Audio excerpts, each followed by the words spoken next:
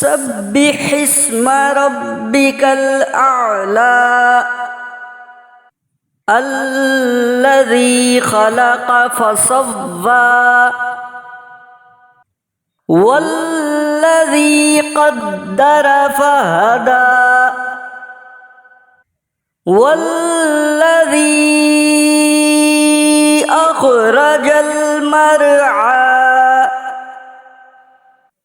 فجعله غثاء أحوى سنقرئك فلا تنسى إلا ما شاء الله إنه يعلم الجهر وما يخفى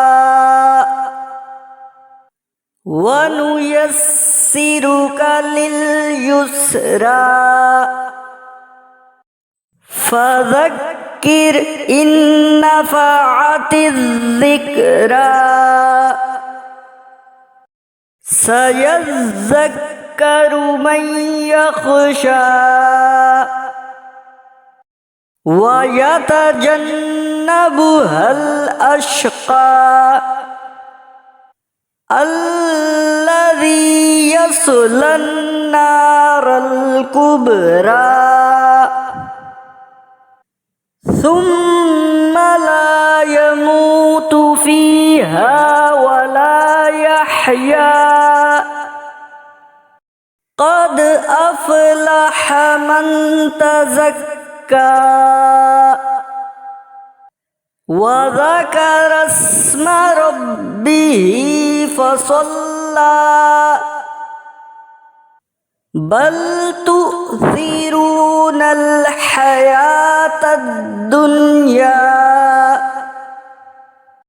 والآخرة خير وأبقى إن هذا لفي الصحف الأولى صحف إبراهيم وموسى